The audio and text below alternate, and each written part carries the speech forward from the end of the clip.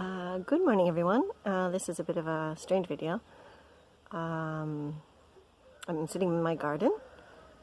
It's a bit of a gray day. Let's see if I turn the camera around, you can see.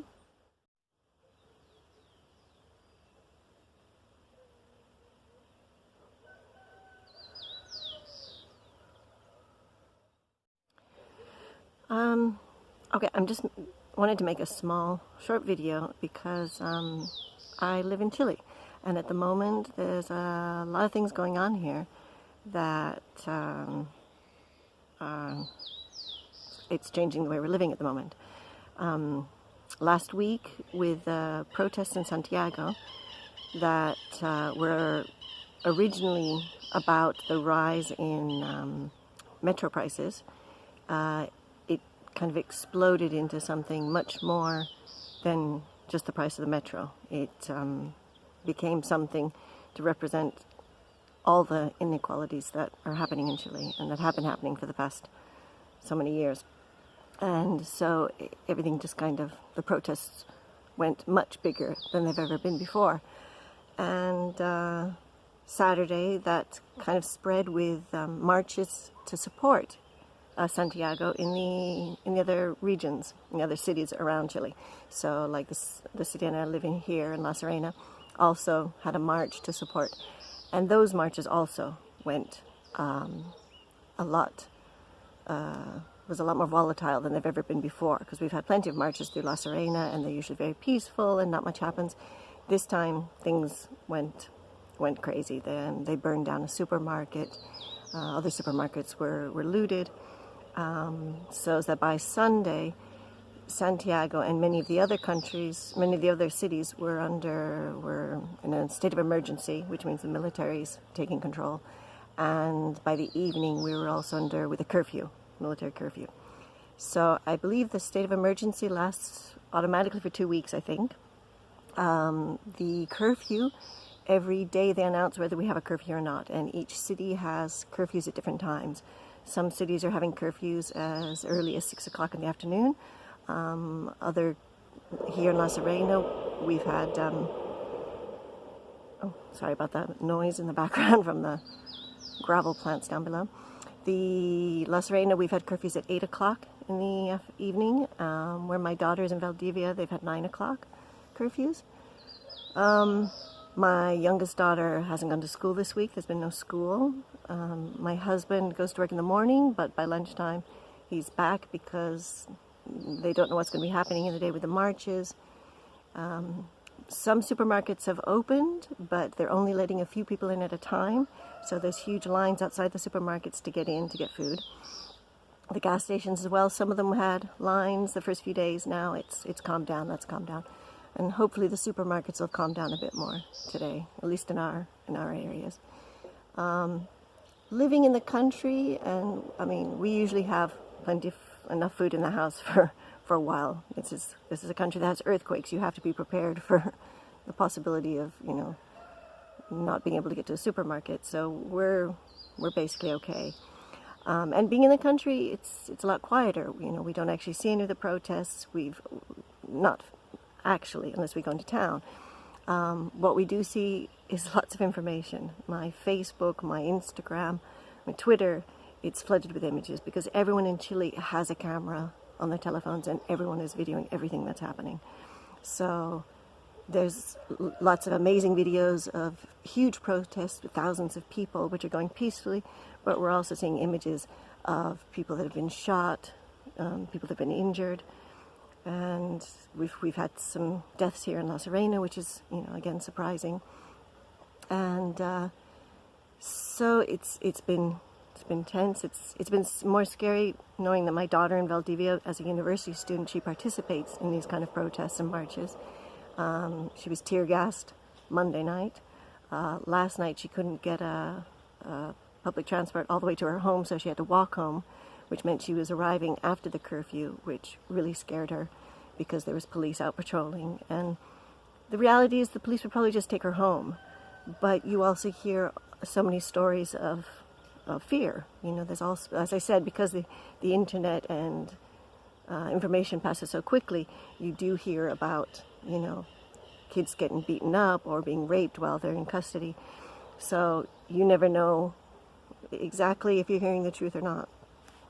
Being in the country, like I said, we aren't affected that much, except for that people have been spreading information on WhatsApp and social media about specific gangs that are coming up into the country to attack specific villages, including ours.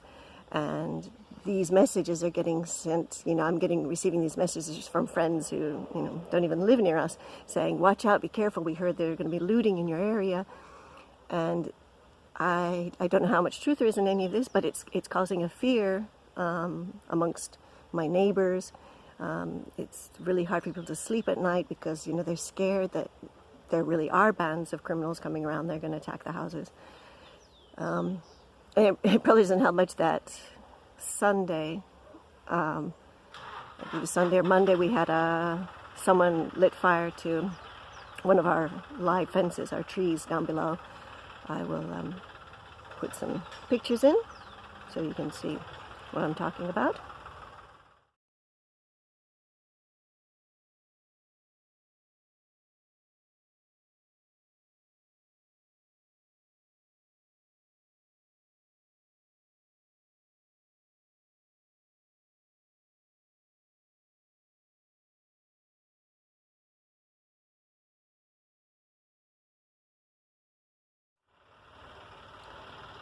So yeah, those were some of the pictures of the fire that happened on our property.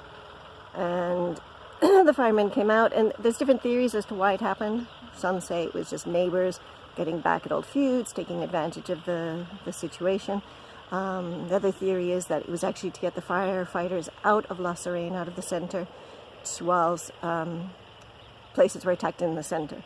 And it seems unbelievable that someone would be so coordinated to set fires out in the country to get the firefighters away.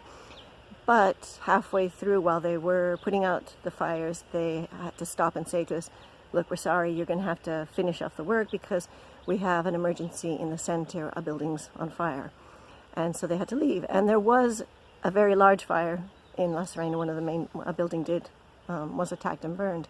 So it's hard to know, is this just neighbors taking advantage of the situation and the fear that's going on, or is this actually something, bigger and more planned? So that's kind of where we are now. My daughter, again, no school today. We'll find out if she has school tomorrow. I didn't open the store today since don't have that many customers anyway at the moment. We're still just starting with the store, so it's okay to be closed a day, I think. I will see if I open tomorrow, depending on whether my daughter has school or not. It's really hard to know how this is going, which way it's going, because it doesn't look like there's strikes today and tomorrow, general strikes. And it looks like unless there's some really big changes promised by the government, people aren't going to stop because they want changes and they want to see the changes happening now. Okay, I was having some problems with the battery on my telephone, so as I was saying, it's hard to find much international coverage of this because at first they were just saying protesting because of a rise in metro fares, but it's actually it's a lot more than that. And like I said, a lot of people I think are getting their news from the radios, from Twitter, from Instagram, from social media, because it seems the television seems to be just showing one side of it. So yes, there. I will hopefully update maybe in a couple of days, let you know how things are going. Like I said, it's relatively quiet where we are. So, and like I said, we're of course more worried about my daughter getting involved in things in the south.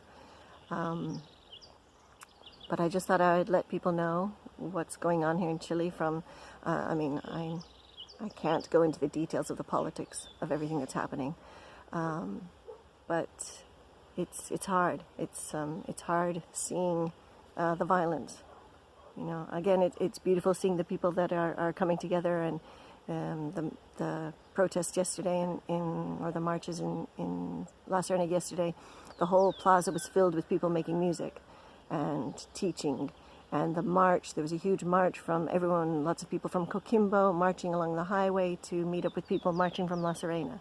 And they met in the middle. There's thousands of people, you know, and peaceful. So they're showing that they want changes. And hopefully the government's going to listen and start making some changes. So that's it for now. Ciao.